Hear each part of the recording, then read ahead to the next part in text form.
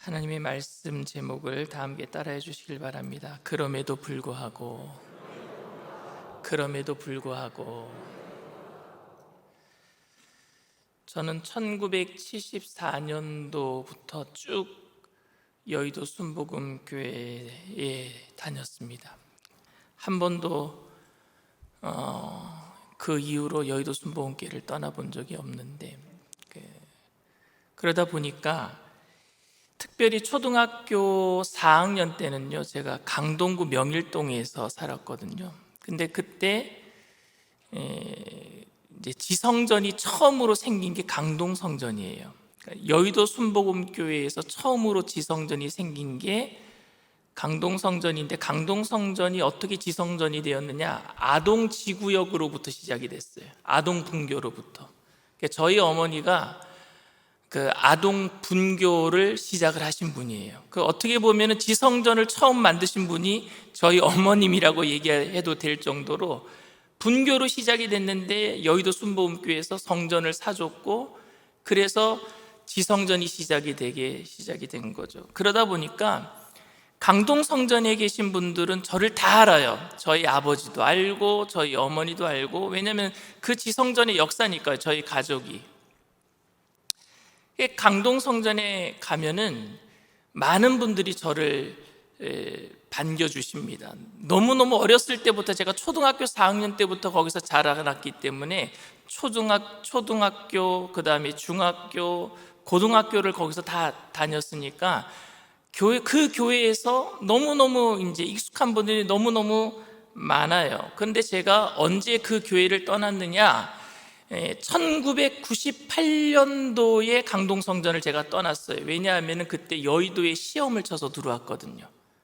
그러니까 1998년도에 여의도에 전도사 시험을 쳐서 여의도로 와서 그때 이제 강동성전을 떠난 겁니다. 그런데 강동성전에 언제 다시 제가 갔느냐? 한 10년 정도 더 지난 이후에 제가 목회기획실장, 그러니까 비서실장이 돼서 이영훈 목사님을 모시고 강동성전 부흥에 간 거예요. 그때 저는 비서실장으로 목사님을 모시고, 이게 그때가 아마 2009년도였던 것 같은데, 2009년도에 제가 교회를, 강동성전을 떠난 지 거의 한 10년 정도 좀 지나서 간 거죠. 그러니까 강동성전에서 제가 자라난 것을 본 사람들은 제가 누군지 다 아는데, 새가족이나 이제 얼마 되지 않으신 분들, 그리고 이제 강동성전에 교역자로 오신 지 얼마 안 되신 분들은 제가 그 성전 출신인지는 잘 모르니까 제가 그저 비서실장인 줄 알고 오니까 뭐 VIP 대접을 해주시는데, 저를 아시는 분들은 뒤에서 쑥덕거리더라고요. 야, 신호 왔다, 신호 왔다. 저를 아시는 분들은 그래요. 저는 그때 무슨 생각을 했느냐? 예수님도 고향에서 환영받지 못하는데 뭐 내 이름을 부르는 게 뭐 대수라고, 그냥 그렇게 쿨하게 넘어갔던 적이 생각이 납니다. 왜 선지자는 여러분 고향 땅에서 환영받지 못하는 것일까요? 왜요? 사법시험에 합격하거나 서울대학교에 합격한 사람들이나 올림픽에 금메달을 딴 선수들은요, 고향에 가면은 현수막 걸어주고 대대적으로 환영 행사를 치러주는데, 왜 선지자들, 왜 목회자들은 환영받지 못할까요? 아마 하나님의 말씀으로 사람들을 가르치고 죄를 지적하기 때문일 거예요. 그리고 목회자가 된 그 사람의 과거, 야, 너도 옛날에 나와 똑같은 사람 아니었느냐? 목회자 되기 전에는 흉도 있었을 것이고 허물을 다 알고 있기 때문에 너도 나 같은 똑같은 사람인데, 그래서 권위를 인정해 주지 않기 때문일 거라고 저는 생각합니다. 마태, 마가, 누가복음을 공간복음이라고 얘기하지요. 요한복음은 조금 다른 관점에서 기록되어 있어요. 그런데 마태, 마가, 누가는요, 똑같은 사건들을 똑같이 다 기록하고 있습니다. 그래서 공간복음이라고 얘기하는데, 오늘 마태, 마가, 누가복음은요, 오늘 이 요한복음 이야기를 조금 다른 관점에서 이야기를 합니다. 예수님께서 고향인 갈릴리에 가셨을 때에 고향 사람들은 예수님에 대해서 야, 저거 목수의 아들 아니냐, 요한의 아들 아니냐라고 이야기를 했습니다. 그리고 회당에서 하나님의 말씀을 전하는 예수님을 보았을 때에 의아하게 생각했어요. 야, 너무 신기하다. 성경에 대한 해박한 지식을 가지고 막 이야기를 하시고, 그리고 그 이야기를 들을 때는 굉장히 은혜스러운 이야기 같았단 말입니다. 그런데 그럼에도 불구하고 갈릴리 사람들은 요한의 아들 아니냐, 목수의 아들 아니냐 하고 존경하지도 않고 받아들이지도 않았다라고 마태, 마가, 누가복음에서는 기록하고 있습니다. 그때 예수님께서는 오늘 요한복음처럼 마태, 마가, 누가복음에서도 똑같이 말씀하셔요. 선지자가 고향에서는 환영받는 일이 없다, 이렇게 얘기를 하셔요. 똑같이. 그런데 마태, 마가, 누가복음에서는요, 이 말을 듣고 고향 사람들이 격분합니다. 격분해요. 예수님이 하신 말씀을 듣고 선지자가 고향 땅에서 환영받지 못한다는 이야기를 들으니까 그 고향 사람들이 막 격분을 해요. 그래서 예수님을 낭떠러지로 끌고 가서 떨어뜨리려고 합니다. 이게 마태, 마가, 누가복음 이야기예요. 그러니까 예수님께서는 거기서 도망 나오셔서 기적을 베푸시지도 못하고 갈릴리를 떠나가셨다, 이 이야기가 마태, 마가, 누가복음, 공관복음 이야기입니다. 세 복음서의 공통점은 뭐냐? 고향에서 대접받지 못한 예수님이 기적도 베풀지 못하고 떠나가셨다, 이게 공통점이에요, 세 복음서. 그런데 오늘 요한복음은 조금 다르게 기록하고 있습니다. 오늘 43절에서 45절 말씀입니다. 이틀이 지남에 예수께서 거기를 떠나 갈릴리로 가심에 친히 증언하시기를 선지자가 고향에서는 높임을 받지 못한다 하시고 갈릴리에 이르심에. 보세요. 마태, 마가, 누가복음에서는 선지자가 고향에서 높임을 받지 못한다라고 하신 다음에 고향을 떠나가셨다, 이렇게 기록하고 있는데, 오늘 요한복음에서는 똑같은 말씀인데 선지자가 고향에서는 높임을 받지 못한다라고 한 다음에 고향을 떠나가신 게 아니라 어디로 가셨다고요? 갈릴리로 들어가셨다, 이렇게 기록하고 있어요. 왜 서로 다르게 기록하고 있을까요? 이 말씀을 하시고 예수님께서는 갈릴리로 들어가셨는데 44절의 기록을 보면은요, 갈릴리 사람들이 예수님을 쫓아낸 것이 아니라 대접했다, 영접했다라고 기록하고 있습니다. 마태, 마가, 누가복음과는 전혀 반대로 기록하고 있어요. 45절 말씀입니다.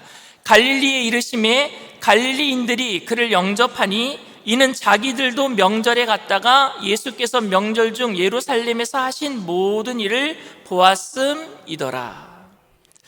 당시에 여러분, 선지자는 고향에서 환영받지 못한다라는 속담이 있었어요. 우리나라 속담처럼 이 이스라엘 속담에도 선지자는 고향에서 환영받지 못한다라는 속담이 있었습니다. 예수님은 그런 일반적인 사람들이 가지고 있던 선입견과 편견을 말씀하신 것이고, 그럼에도 불구하고 예수님은 그곳으로 들어가셨던 것입니다. 그랬더니 갈릴리 사람들이 예상과는 다르게 예수님을 영접했다라는 거예요. 요한복음에서는. 다른 세 복음서, 공관복음, 마태, 마가, 누가복음에서는 영접하지 않은 사람들에 대한 것에 기록을 남기고 있었고, 요한복음에서는 그래도 영접한 사람들에 대한 기록을 하고 있는 거예요. 서로 반대되는 기록을 하는 게 아니라, 여러분, 교회 안에도 강 목사를 좋아하는 사람이 있을 것이고 저를 싫어하는 사람이 있을 거란 말입니다. 그런데 대부분 사람들이 좋아하면은 대부분 많은 사람들은 다 강 목사를 좋아한다, 이렇게 얘기할 것이고, 그 중에 싫어하는 사람들은 그래도 나는 싫다, 이렇게 기록하는 사람들도 있을 거 아니겠습니까? 마찬가지로 예수님을 영접한 사람들은 조금밖에 없었기 때문에 요한복음이 기록했고, 마태, 마가, 누가복음은 많은 사람들이 예수님을 배척했기 때문에 예수님이 떠나가셨다, 이렇게 기록했단 말입니다. 그러나 같은 사건이에요. 고향에서 영접한 사람보다 영접하지 않은 사람들이 더 많았기 때문에 마태, 마가, 누가복음에서는 복음을 받아들여야 할 일반 사람들이 가지고 있는 선입견과 편견이 깨어지지 않으면 메시아를 만날 수 없다라는 복음을 받아들이는 입장에서 기록한 것이고, 요한복음은요, 복음을 받아들이는 입장이 아니라 복음을 전하는 입장에서 기록했단 말입니다. 그들이 영접하지 않더라도 나는 들어가야 된다, 복음을 전하는 입장으로 기록한 줄 믿습니다. 근데 같은 사건이란 말입니다. 하나는 복음을 받아들이는 입장, 선입견과 편견을 버리지 않으면 메시아를 볼 수 없다라는 복음을 받아들이는 입장이고, 하나는 예수님이 복음을 전하는 입장으로 그들이 복음을 배척하더라도 나는 들어가야 되겠다, 우리는 복음을 받아들이는 입장으로 우리가 복음을 잘 받아들이는 것만 복음을 전하는 것이 아니라 복음을 배척하는 것도 우리는 복음을 가지고 들어가야 될 줄 믿습니다. 요한복음은 그런 입장으로 지금 기록하고 있단 말입니다. 만약 예수님이 이 땅에 인정받기 위해서 오셨다면은 고향에는 가시면 안 되는 거예요. 인정받기 위해서 오셨다면 말입니다. 나를 미워하고 나에 대해서 안 좋은 이야기를 퍼뜨리고 오히려 없는 이야기도 만들어 사는 사람들을 만나라고 하면은요, 저는 절대 그 자리에 가지 않을 것 같습니다. 그러나 나에 대해서 안 좋게 생각하는 사람들이기 때문에 예수님은 더 가셨단 말입니다. 이게 우리랑 틀린 거예요. 예수님께서 사마리아 땅에 가신 이유도 같은 맥락이라고 저는 생각합니다. 사마리아 사람들은 유대 사람들을 싫어해요. 유대 사람들도 사마리아 사람들을 싫어해요. 그런데 굳이 가지 말아야 할 길을 가신 것이고, 굳이 말을 걸지 않아도 되는 그 사마리아 여인에게 말을 거신 것은 그런 사람이기 때문에 더욱 만나야 하고, 그런 사람이기 때문에 더욱 구원이 필요했기 때문에 예수님이 그녀를 찾아가신 줄 믿습니다. 주님이 사마리아 여인을 찾아가고 고향을 찾아가신 목적은 대접받기 위해서가 아니라 사랑하기 위해서 가신 줄 믿습니다. 그래서 일반적인 생각과 상식의 반대에도 불구하고 우리 주님은 그렇게 가시는 거예요. 우리가 선교지에 가는 이유가 어디에 있습니까? 이제 여름이 되면은 청년들이 단기 선교를 떠나고 또 선교지에 갈 수 있는 그런 기회가 생기는데, 그렇게 선교지에 가는 이유가 뭐예요? 관광하고 즐겁게 쉬다가 올 목적으로 선교지를 방문하는 사람들은 없을 것입니다. 선교지에 가면은요, 만약에 일주일 동안 가면 일주일 동안 몸을 씻을 수 없을 수도 있어요. 선교지는 열악하기 때문에 벌레가 득실거릴 수도 있고, 여자분들은 일주일 동안 화장실을 못 갈 수도 있어요. 그만큼 열악한 환경입니다. 음식과 물이 맞지 않아서 혼이 날 수도 있고 잠자리가 불편할 수도 있지만, 그래도 가는 이유는 그 영혼을 사랑하기 때문에 가는 것 아닙니까? 우리가 선교지에 가는 이유가, 선교지 교회를 우리 교회에서 돈을 많이 들여서 지어주고, 그래서 우리가 가서 그 돈 많이 들여서 지어준 교인들에게 대접받기 위해서 가는 것은 절대 아닐 것입니다. 제가 교구장으로 있을 때 어떤 집사님이 저에게 찾아와서 이렇게 얘기를 합니다. 절대 목사님, 저 사람은 우리 교회에 다니면 안 되는 사람입니다. 저 사람은 모든 사람들에게 상처를 주고 거짓말을 하고 돈을 빌려서 잘 갚지도 않고 문제만 일으킵니다. 그러니 목사님, 저 사람 절대 받아주지 마십시오. 그렇게 말하는 것을 제가 들은 적이 있어요. 왜냐하면은 그 집사님이, 그 사람이 자꾸 저한테 접근하는 것을 보신 거예요. 그 문제 있는 사람이 저에게 자꾸 접근하는 것을 보시니까 그 집사님은 걱정이 돼서 저에게 말씀을 하신 거죠. 제가 봐도 그 사람이 문제 있게 보여요. 문제가 있어요. 그런데 그때 저에게 든 하나님께서 주신 마음은 무슨 마음이었느냐? 그렇기 때문에 그 사람에게 내가 더 가서 말을 들어주고, 그렇기 때문에 내가 그 사람에게 가서 하나님의 사랑을 더 전해야 될 것이 아니겠는가. 그런 사람이 변화되는 것이 교회인 줄 믿습니다. 그럼에도 불구하고 요한은 사람들의 편견에도 불구하고 고향으로 가셔서 갈릴리 사람들이 예수님을 영접한 사건 후에 예수님께서 첫 번째 기적을 일으켰던 그 가나란 그 마을이 있었죠. 가나의 혼인잔치에서 예수님이 첫 번째 기적을 일으키셨어요. 물이 포도주 되게 만드는 기적을 일으켰는데, 그 가나의 한 신화 이야기를 오늘 끄집어냅니다. 그러면서 오늘 그 기적이 두 번째 기적이래요. 그럼 예수님이 그 갈릴리로 가셔서 이 가나의 첫 번째 기적의 그 신화 이야기를 왜 하고 있는가? 다 연결이 되고 있어요. 46절에서 48절 말씀입니다. 예수께서 다시 갈릴리 가나에 이르시니 전에 물로 포도주를 만드신 곳이라. 왕의 신하가 있어 그의 아들이 가버나움에서 병들었더니 그가 예수께서 유대로부터 갈릴리로 오셨다는 것을 듣고 가서 청하되 내려오셔서 내 아들의 병을 고쳐주소서 하니 그가 거의 죽게 되었음이라. 예수께서 이르시되 너희는 표적과 기사를 보지 못하면 도무지 믿지 아니하리라. 예수님께서는요, 그 가나의 혼인잔치에서 물을 포도주로 만드시는 기적을 보여주셨잖아요. 그런데 그 가나에 있던 신하가 예수님이 갈릴리에 오셨다는 이야기를 듣고 예수님께 찾아나가서 자기 아들이 죽게 되었으니까 좀 고쳐달라고, 살려달라고 얘기하는데 예수님이 뭐라고 말씀하셨어요? 너희들은 기적을 보지 않으면은, 표적을 보지 않으면 도무지 믿지 못하는구나 말씀하셨단 말입니다. 질책하시는 말씀이에요. 신앙의 미성숙함과 그런 사람들에게는 더 이상 기적을 베풀지 않겠다라는 말씀처럼 들리지 않습니까? 좀 믿어라. 보지 않고 좀 믿어라. 왜 보고 믿으려고 하느냐? 너희들 보지 않고 믿으니까 내가 기적을 못 베풀겠다, 이렇게 말씀하시는 것처럼 들린단 말입니다. 아들이 죽는다고 할지라도 난 몰라, 너희들 지금 믿음이 없으니까 안 고쳐줄 거야 라고 하는 말씀처럼 들린단 말입니다.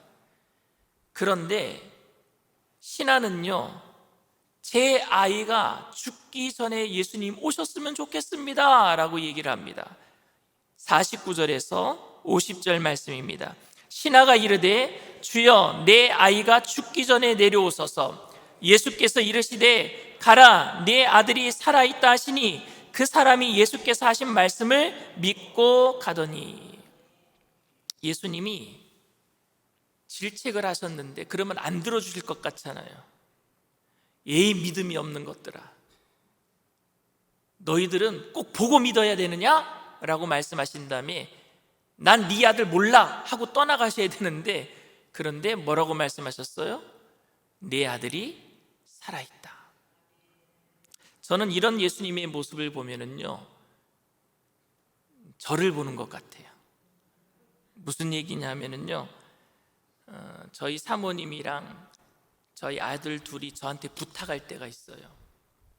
목사님, 오늘 아이들 학교 끝마치면, 미국에 있을 때예요, 학교 끝마치면은 목사님이 좀 가서 아이들을 데리고 오세요. 그러면 제가 뭐라고 얘기하느냐면요, 싫어. 싫어 그래요. 싫어. 한 번도 처음에 알았어 라고 한 적이 별로 없어요. 대부분이 첫 번째가 싫어요. 왜냐하면 나 지금 설교 준비하고 있단 말이야, 나 지금 되게 바빠, 안 돼. 그래 놓고 한참 있다가요, 제가 가요. 안 해준다고 해놓고 해요. 장난기가 발동해서 싫어하든지 뭔가 속이 뒤집기 위해서, 사모님의 속을 뒤집어 놓기 위해서 어깃장을 꼭 놓는단 말입니다. 그래 놓고 결국 제가 해요. 이왕 할 거면 여러분 기분 좋게 알았어, 오케이, 내가 할게, 이렇게 하면은 얼마나 좋습니까? 부탁하는 사람이 꼭 그 우라통을 터뜨려 놓고 조금 심술궂게 장난을 쳐놓고 그렇게 하는 모습 같지 않습니까? 예수님도 아들을 살려주실 것 같으면은 그래 알았어, 살아날 것이다 이렇게 얘기해 주면 좋을 텐데, 장난기가 발동하신 것인지 아니면 신하의 그 우라통을 터뜨려 놓기 위해서 너희들은 표적과 기적을 보지 못하면 도무지 나를 믿지 못하는구나 라고 그렇게 어깃장을 놓으신 것이겠습니까? 예수님께서는 가나의 혼인잔치에서도, 오늘 이게 두 번째 기적이라 그랬죠? 첫 번째 기적은 가나의 혼인잔치에서 물을 포도주로 만들 때에도 그 어머니 마리아가 부탁을 하잖아요.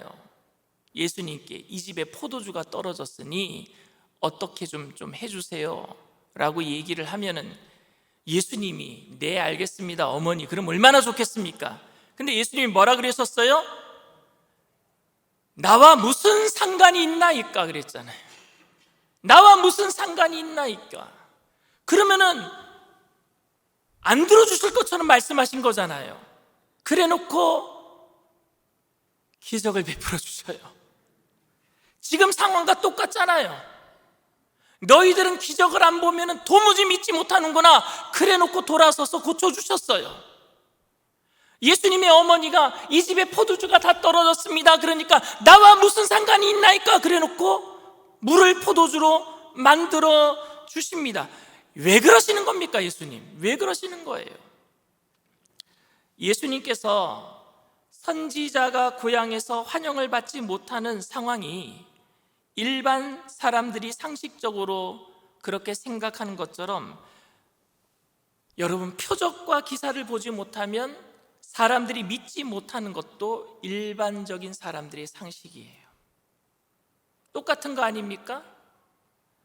선지자가 고향 땅에서 환영받지 못하는 것도 일반적인 상식이고, 사람들이 기적을 보지 못하면 믿지 못하는 것도 일반적인 상식이란 말입니다. 그러나 예수님께서는 그런 일반적인 상식 때문에 고향 땅을 안 들어가시거나 그 불쌍한 사람들을 지나치시고 가시는 것이 아니라, 그래도 고향에서는 나를 배척하지만 나는 고향 땅에 들어가서 그 사람들을 건져야 되고, 일반적인 상식으로 사람들은 기적을 보지 못하면 믿지 못하지만 그래도 그 사람들이 불쌍해서 예수님은 그 사람들을 고쳐주시는 좋으신 하나님이신 줄 믿습니다.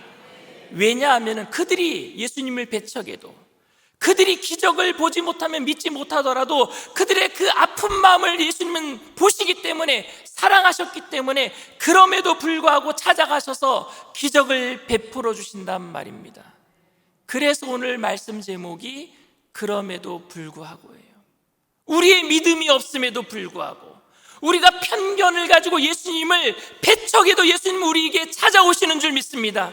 우리가 기적을 봐야지만 믿는 그런 어리석은 믿음을 가지고 있더라도 그럼에도 불구하고 예수님은 우리를 찾아와 주셔서 우리의 삶의 모든 문제를 해결해 주실 줄 믿습니다. 그럼에도 불구하고 말입니다.